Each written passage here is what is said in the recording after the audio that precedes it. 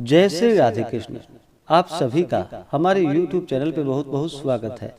आइए सुनते हैं वरुथिनी एकादशी व्रत की कथा। आप सभी भक्तों को वरुथिनी एकादशी व्रत की ढेर सारी शुभकामनाएं।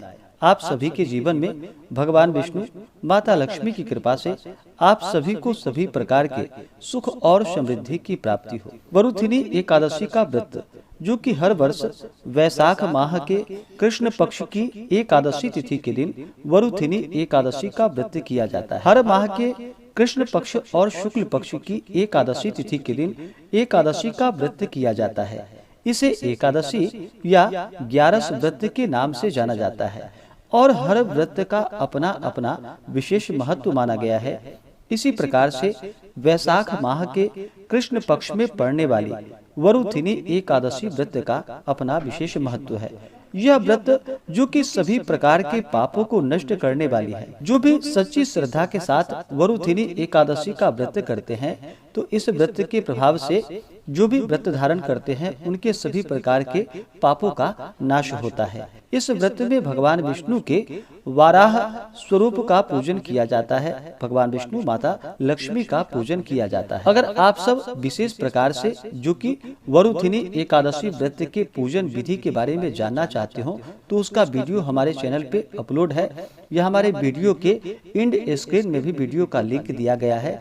आप उसके माध्यम से संपूर्ण पूजा विधि के बारे में जानकारियां को प्राप्त कर सकते हैं। तो आइए सुनते हैं वरुथिनी एकादशी व्रत की कथा। तो बोलिए प्रेम से भगवान विष्णु की जय, माता लक्ष्मी की जय, एकादशी माता की जय, वाराह भगवान की जय, सर्व देवी देवता की जय। बहुत समय पहले की बात है कि एक बार भगवान श्री कृष्ण ने कहा कि हे पांडु नंदन, अब मैं तुम्हें वरुथिनी एकादशी व्रत का महात्म्य सुनाता हूँ। सुनिए, वैशाख के कृष्ण पक्ष की एकादशी का नाम वरुथिनी एकादशी है। इसी वरुथिनी एकादशी का व्रत करके महाराज मानधाता ने मोक्ष की प्राप्ति की थी और अनेकों धुंधुमार इत्यादि राजाओं ने इस एकादशी व्रत को करके मुक्ति को प्राप्त किया। अनेक प्रकार की तपस्याएं हजारों लाखों वर्ष करने पर भी वह फल प्राप्त नहीं होता जो इस वैशाख कृष्ण पक्ष की एकादशी व्रत से प्राप्त होता है। अतएव इस एकादशी का व्रत प्राणी मात्र को करना चाहिए। सूर्य ग्रहण में कुरुक्षेत्र में विधिवत स्नान पूजन कर 100 बार स्वर्ण दान करने का जो फल होता है वह फल केवल वैशाख कृष्ण पक्ष की वरुथिनी एकादशी का व्रत करने से प्राप्त हो जाता है। श्रद्धा और भक्ति के साथ इस वरुथिनी एकादशी व्रत करने वाले के समस्त मनोरथ पूर्ण होते हैं और इस लोक में रहकर सुख और ऐश्वर्य को भोग करता है और अंत काल में स्वर्ग सुख को पाता है। गजदान महान पुण्य को देने वाला और पाप एवं संताप का नाश करने वाला है। अश्वदान भी पुण्यप्रद है मगर गजदान के समान नहीं। पर भूमि दान का पुण्य अत्यंत ही महान है। उसकी तुलना में अश्वदान और गजदान एकदम तुच्छ है। भूमि दान से अधिक पुण्य फल तिल दान में है और तिल दान से अधिक स्वर्ण दान में है और स्वर्ण दान से भी अधिक पुण्य अन्न दान में है। अन्न दान से महान और अक्षय फलों को देने वाला है। इसके समान पुण्य संचय करने वाला अन्य कोई दान नहीं। यद्यपि भूमि ही माता स्वरूप है, यही सब पदार्थों को उत्पन्न कर जगत का पालन करती है और यदि देवता, दैत्य, यक्ष, गंधर्व एवं मनुष्यों को पालने वाली है, तथापि इससे भी अधिक और महान पुण्य अन्नदान में है, क्योंकि इससे भूखी आत्मा जो कि संतुष्ट हो आशीर्वाद देती है।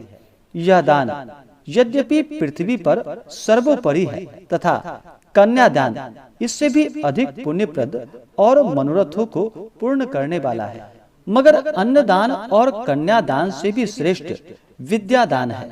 यह दान धर्म, अर्थ, काम और मोक्ष को देने वाला है। वैशाख मास के कृष्ण पक्ष की वरुथिनी नाम की एकादशी का व्रत करने वाले को ये सभी पुण्य फल अनायास ही प्राप्त हो जाते हैं। शास्त्रों ने बतलाया है, जो दुष्ट मंद बुद्धि मनुष्य कन्या बेचकर धन प्राप्त करते हैं वह महान पापी होते हैं। वह अनेक जन्मांतरों तक नरक में वास करते हैं। अंत में विडाल योनि में जन्म पाते हैं। इसके विपरीत जो कोई कन्या को वस्त्र एवं अलंकारों से संयुक्त कर श्रद्धा पूर्वक दान देता है, उनके पुण्य फल का वर्णन शेष शारदा और भगवान शंकर भी नहीं कर सकते। व्रत करने वाले को दशमी के दिन सायं काल के समय एकादशी व्रत करने का संकल्प लेना चाहिए। संकल्प करने के पश्चात कांसे के पात्र में भोजन नहीं करना चाहिए। मांस, मसूर, कोदो, शाबा, शाक, मदिरा, दूसरे का जूठा अथवा बारंबार भोजन नहीं करना चाहिए। साथ ही साथ मन को एकाग्र कर शांति पूर्वक रहना चाहिए। एकादशी के दिन प्रातः काल नित्य कर्मों से निवृत्त हो स्नान कर भगवान का पूजन एवं भजन करना चाहिए। किसी प्रकार के बुरे भावों को मन में न आने देना चाहिए, जैसे कुत्सित कार्य, जुआ, चोरी, झूठ बोलना तथा मैथुन इत्यादि न करना चाहिए। शांति से सात्विक बुद्धि धारण कर भगवान का भजन करना चाहिए। दिन एवं रात किसी भी समय निद्रा के वशीभूत नहीं होना चाहिए, बल्कि जागरण कर भगवान के सामने नृत्य, गीत आदि करके भगवान की आराधना एवं पूजन करना चाहिए। इस प्रकार वरुथिनी एकादशी का व्रत करने वाले के सभी पाप नष्ट हो जाते हैं। इस कथा को पढ़ने एवं सुनने वाले को हजारों गौदान का फल प्राप्त होता है और अंत में विष्णु लोक की प्राप्ति होती है। वरुथिनी एकादशी कथा के अनुसार प्राचीन समय में नर्मदा नदी के तट पर मानधाता नामक राजा रहता था। राजकाज करते हुए भी वह अत्यंत दानशील और तपस्वी था। एक दिन जब वह तपस्या कर रहा था, उसी समय एक जंगली भालू आकर उसका पैर चबाने लगा। थोड़ी देर बाद वह राजा को घसीटकर वन में ले गया। तब राजा ने घबराकर तपस्या धर्म के अनुकूल क्रोध न करके भगवान श्री विष्णु से प्रार्थना की। भक्त जनों की प्रार्थना सुनने वाले भगवान विष्णु वहां प्रकट हो गए तथा भालू को चक्र से मार डाला। राजा का पैर भालू खा चुका था। इससे राजा बहुत ही शोकाकुल था। भगवान विष्णु ने उसको दुखी देखकर कहा कि हे वत्स, मथुरा में जाकर तुम मेरी वाराह अवतार मूर्ति की पूजा वरुथिनी एकादशी का व्रत करके करो। इसके प्रभाव से तुम पुनः अंगों वाले हो जाओगे। भालू ने तुम्हारा जो अंग काटा है वह अंग भी ठीक हो जाएगा। यह तुम्हारा पैर पूर्व जन्म के अपराध के कारण ऐसा हुआ है।